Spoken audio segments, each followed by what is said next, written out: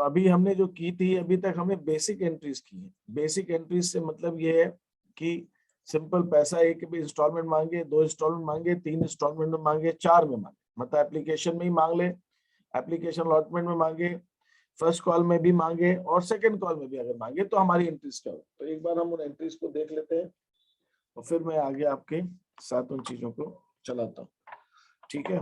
और वहां तक आपको जो अभी आपने किया, वहां तक किसी को कोई प्रॉब्लम हो तो मुझसे आप पूछ सकते हैं। तो हमारी पहली जो, मैं यही तो पूछ रहा हूँ इतनी देर से भाई। So all due received on allotment time to all dues receive मतलब allotment ड्यूज time बने जो लेना है, और जो अलॉटमेंट के टाइम पे लेना है वो पैसा सारा मिल गया। ड्यूज का मतलब जो पैसा लेना था, जो ड्यू था, और ऑल ड्यूज रिसीव मतलब अलॉटमेंट के टाइम पे जो ड्यू था वो अलॉटमेंट के टाइम मिल गया पैसा, ये कहने का मतलब। एप्लीकेशन के फिर पहले ही बैंक वाली एंट्री करेंगे। वो तो करेंगे ही करेंगे, वो तो बिना उसके तो शेयर से अलॉट नहीं होंगे। वो तो आपको करनी है भाई, वो पहले एप्लीकेशन देगा, फिर आप शेयर्स अलॉट करोगे, फिर अलॉटमेंट ड्यू होगा, फिर अलॉटमेंट मिलेगा ना, तो बिना उसके तो होगा ही नहीं। वो तो गाड़ी आगे नहीं बढ़ेगी भाई जब तक कि आप एप्लीकेशन नहीं करेगा। तो एप्लीकेशन तो करनी ही करनी। वो सब एंट्री अपनी जगह पे है, वो क्वेश्चन सिर्फ इतना क्या है भाई, देखिए एप्लीकेशन तो किसी का ड्यू रहता ही नहीं है, एप्लीकेशन तो सब दे ही देते हैं, एप्लीकेशन थोड़ी बाकी रहता है, एप्लीकेशन ही बाकी रहेगा तो शेयर ही नहीं मिलेंगे। Yes sir. ड्यू क्या रह सकता है, अलॉटमेंट नहीं देगा, मुझे मांग रहे हैं तो फर्स्ट कॉल नहीं देगा या second call.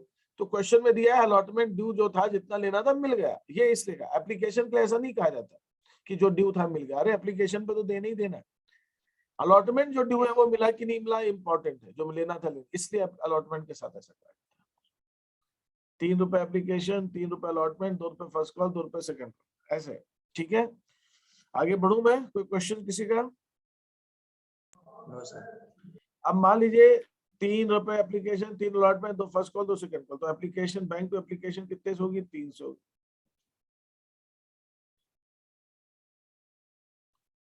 Then next entry होगी share application to share capital, कितने से होगी?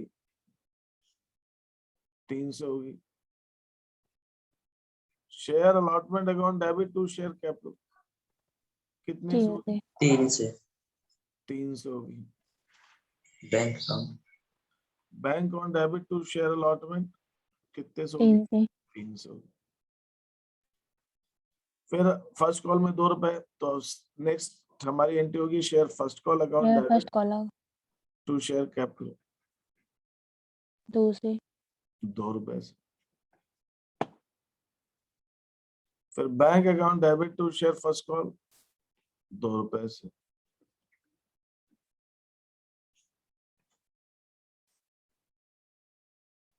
Share second and final call, अब मैं इसको सेकंड एंड फाइनल कॉल बोल देता हूँ, 2 रुपए से।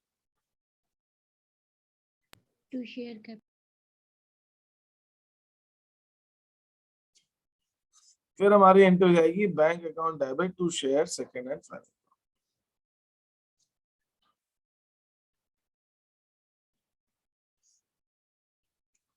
ये एंट्रीज,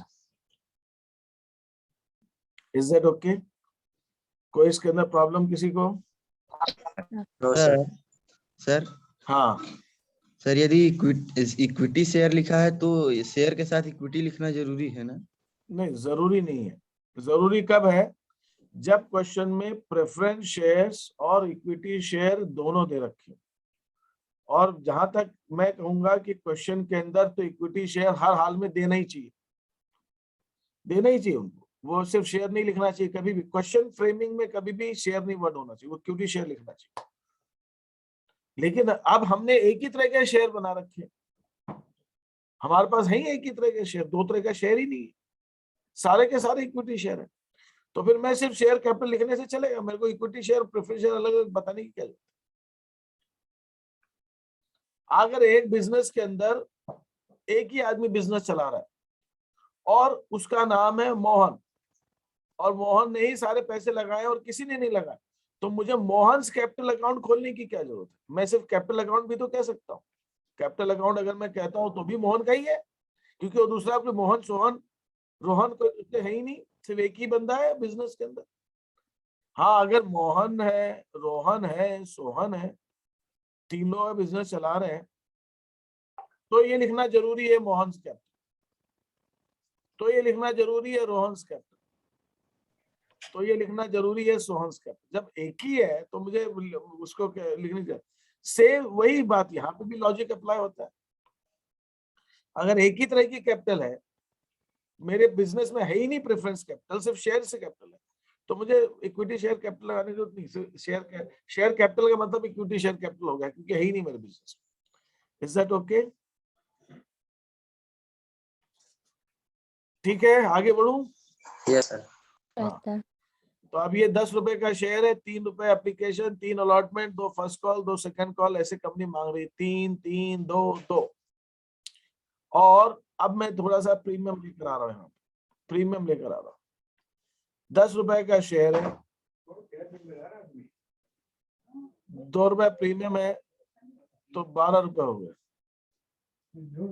हो सकता है हाथ दिया अपने मन से, कोई बड़ी बात नहीं। 4 रुपए एप्लीकेशन, 4 रुपए अलॉटमेंट, 4 रुपए फर्स्ट कॉल, और इस 4 रुपए में 2 रुपए प्रीमियम इंक्लूडेड है।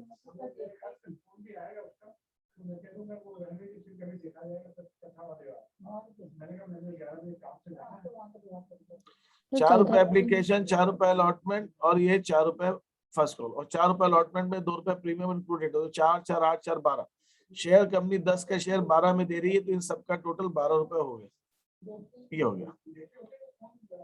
अब सवाल ये उठता है कि यहाँ पे ध्यान देने वाली बात क्या है? यहाँ पे ध्यान देने वाली बात मैं आपको एक दो चीज यहाँ पे क्लियर कर देता हूँ। अगर हमारा 10 रुपए का शेयर है, 2 रुपए प्रीमियम है, और हम 12 रुपए में शेयर इश्यू कर रहे हैं, ये हमारा है शेयर कैपिटल, ये है सिक्योरिटी प्रीमियम रिजर्व, और इसको हम कहते हैं इश्यू प्राइस। इश्यू प्राइस का मतलब है जितने प्राइस पे, जितनी वैल्यू पे हम शेयर इश्यू कर रहे हैं, ये इश्यू प्राइस। इश्यू प्राइस का मतलब होता है जितने पैसे मांग रहे हैं। यहाँ पर आपको एक बात हमेशा हमेशा ध्यान रखनी है, छोटी सी बात है लेकिन ध्यान रखनी है, बहुत इंपॉर्टेंट है। वही वो गलत है तो सब कुछ गलत है, इसलिए बड़ी इंपॉर्टेंट भी है, लेकिन है बात बड़ी समझने की, बहुत छोटी सी। कहने का मतलब ये है कि अगर 10 रुपए का शेयर है, हमने क्या देखा, जब हम शेयर इश्यू करते हैं, तो हम शेयर इश्यू करते समय कुछ पैसा कैपिटल में, शेयर कैपिटल अकाउंट में ट्रांसफर करते हैं। ये जो पैसा शेयर कैपिटल अकाउंट में जाता है, हर केस में शेयर कैपिटल अकाउंट क्या हो रहा है? क्रेडिट हो रहा है। Application to share capital credit हो गया। Allotment to share capital credit हो गया। First call to share capital credit हो गया। Second call to share capital credit हो गया। तो जो शेयर कैपिटल के क्रेडिट में अमाउंट जाता है, ये अमाउंट हमेशा, इसका टोटल फेस वैल्यू जो शेयर की है 10 रुपए या 20 रुपए या 100 रुपए, उसके बराबर होनी चाहिए। इसका मतलब यह हुआ कि हम शेयर 10 रुपए का 2 रुपए प्रीमियम पे इशू करें, या 10 रुपए का शेयर हम नील, प्रीमियम नहीं है, 10 रुपए में ही इशू करें। शेयर कैपिटल अकाउंट में 10 रुपए से ज्यादा तो कभी, या 10 रुपए से कम, अगर कम पैसा मांगा है तो कम जाएगा, लेकिन 10 रुपए से ज्यादा तो किसी भी हालत में हम नहीं लिख सकते। ये बात आप दिमाग तो में बैठा। प्रीमियम के भी है ना साथ में? अरे मैंने कह दिया जब नहीं लिख सकते तो प्रीमियम और कुछ भी, उससे क्या मतलब होता है? जब नहीं लिख सकते, नहीं लिख सकते। प्रीमियम है वो प्रीमियम को लग रखिए। शेयर कैपिटल अकाउंट के अंदर 10 रुपए का शेयर है तो 10 रुपए से ज्यादा नहीं जा सकता, और प्रीमियम तो ज्यादा ही मांगते हैं। 10 रुपए का शेयर है तो प्रीमियम तो उसके ऊपर ही मांगते हैं ना, प्रीमियम कम थोड़ी। 10 रुपए का शेयर हम 8 रुपए में दे रहे हैं तो प्रीमियम थोड़ी बोलते हैं, वो तो प्रीमियम नहीं है। और वैसे भी 10 रुपए का शेयर 8 रुपए में इशू नहीं कर सकते, कंपनी लॉ में परमिशन नहीं, वो उसको डिस्काउंट बोलता है। तो डिस्काउंट में तो इशू नहीं कर सकते। शेयर तो प्रीमियम पे इशू होगा या पार पे हो। पार पे मतलब 10 का शेयर। अब हम इसको क्या कहते हैं, इसकी एक लैंग्वेज है, इशूड एट पार। पार का मतलब है फेस वैल्यू जो है, जो फेस वैल्यू मतलब चेहरे पे लिखी हुई है उसके शेयर के, 10 रुपए उसके माथे पे लिख दिया अपन। जब माथे पे 10 रुपए लिख दिया ना और पार पे इशू कर रहे हो ना, तो फेस वैल्यू जो है 10 रुपए उसी 10 रुपए पे आप इशू करोगे।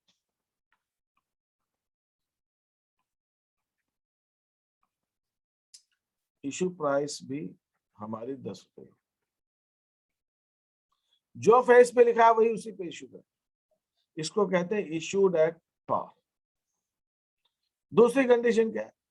Issued at premium. प्रीमियम पे इशू किया अपन,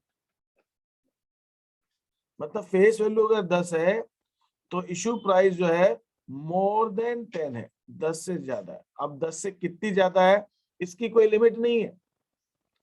10 का शेयर 100 रुपए में भी हो सकता है, 10 का शेयर 1000 में भी हो सकता है, 10 का शेयर 10,000 में भी हो सकता है।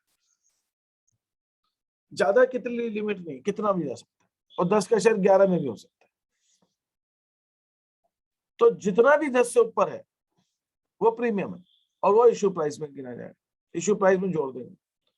तो मैं आपसे कह रहा हूं, चाहे हम पार पे इशू करें चाहे प्रीमियम पे, वो इशू एट प्राइस नहीं, इशूड एट प्रीमियम, या हम प्रीमियम पे इशू करें, पार पे इशू करें या फिर हम प्रीमियम, शेयर कैपिटल में फेस वैल्यू ही जाएगी। बस ये बात ध्यान रखिए, शेयर कैपिटल में फेस वैल्यू जाएगी। फेस का वैल्यू क्या है? 10, तो 10 ही जाएगी, इससे ज्यादा नहीं जा सकता। भले हम चाहे एक प्रीमियम कितना भी हो, प्रीमियम चाहे कितना भी हो, वही मैं कह रहा हूँ, प्रीमियम कितना भी हो। आज की डेट में जो मार्केट में शेयर आते हैं वो 1 रुपए का शेयर 700 रुपए में, 600 रुपए में इशू हो रहा है। सर मोहन को ज्वाइन कर लीजिए। अभी रुक जाए, लेट होने दो उसको। कितनी लेट आया वो, बैठा रहे दोस्त। सर डिस्कनेक्ट हो जाता है। 1 रुपए का शेयर है, उसको हमने 600 रुपए में चाहे इशू किया हो, चाहे 1 रुपए का शेयर हमने 700 रुपए में इशू किया हो, चाहे 1 रुपए का शेयर हमने 800 रुपए में इशू किया हो, किसी भी प्राइस पे हमने इशू किया। आजकल होता है ऐसा, 1 रुपए का शेयर, फेस वैल्यू 1 रुपए, 800 रुपए, 1000 रुपए, 900 रुपए, ऐसा इशू होता है 1 रुपए। तो भैया कितना भी हो प्रीमियम, यहाँ तो प्रीमियम तो 1 रुपए, शेयर तो 1 रुपए, और सारा प्रीमियम कितना है? 699 रुपए, 700 में दे दो 699 प्रीमियम, मतलब ऑलमोस्ट मोटे तौर पे 700 गुना प्रीमियम, इतना परसेंट, इतना हाई प्रीमियम। फिर भी शेयर कैपिटल में 1 ही रुपए जाएगा, कितना ही premium.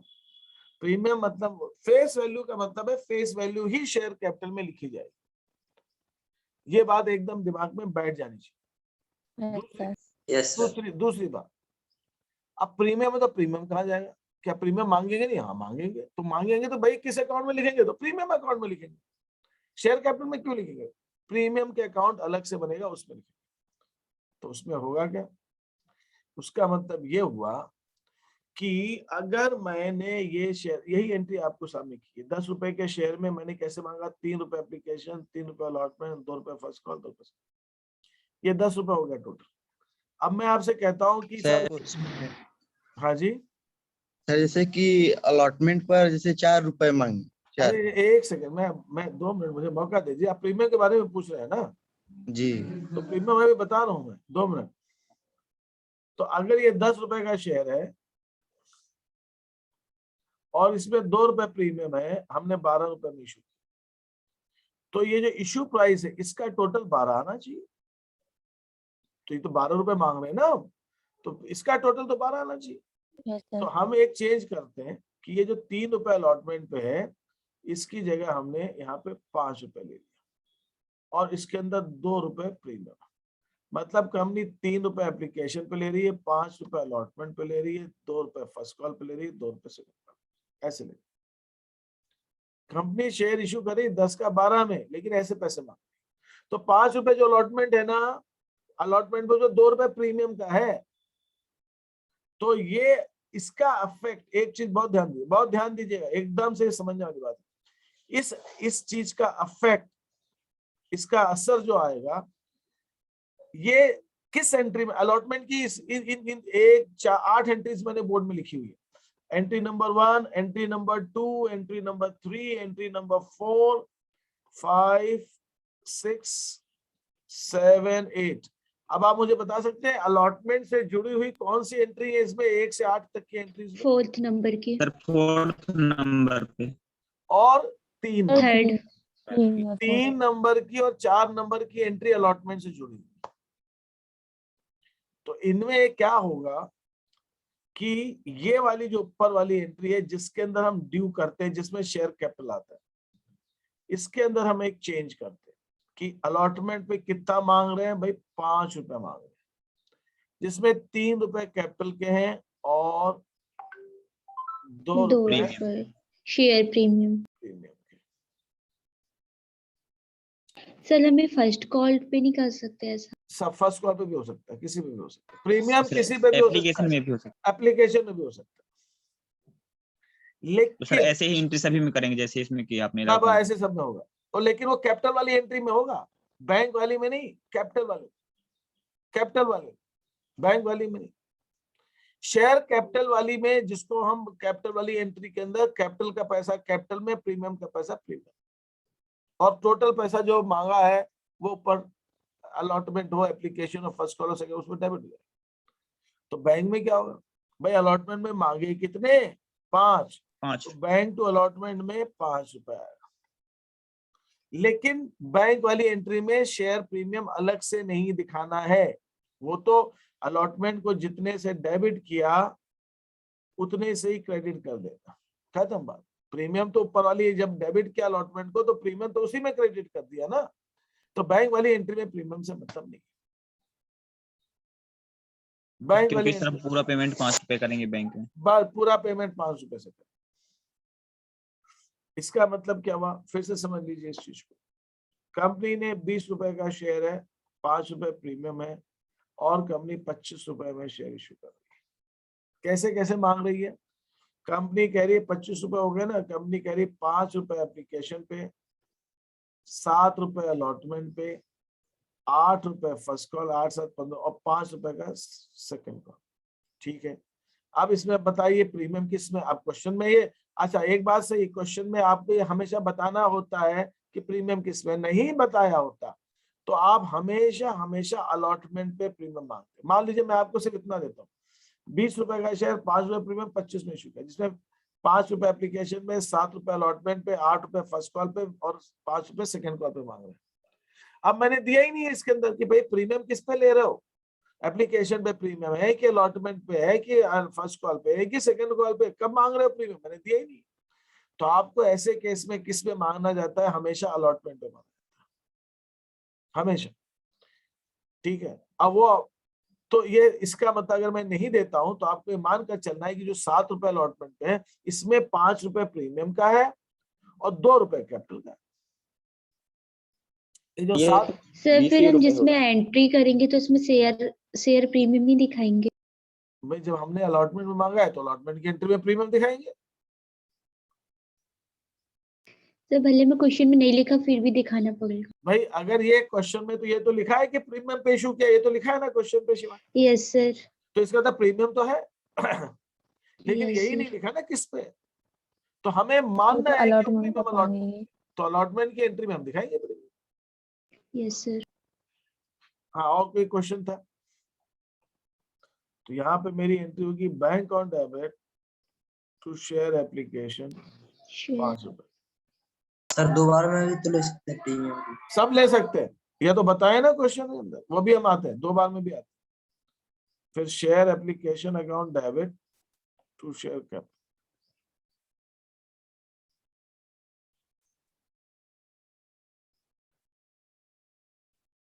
Share allotment account debit to share capital. Allotment में कितना, 7, प्रीमियम शेयर कैपिटल का कितना है, शेयर कैपिटल का है 5 नहीं 2 रुपए 2 रुपए यस सर 2 रुपए प्रीमियम का। 2 रुपए प्रीमियम का, 2 रुपए और प्रीमियम का 5। शेयर का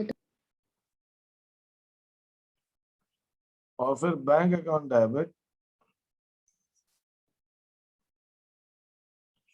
टू शेयर अलॉटमेंट। फिर share first call 8 to share capital 8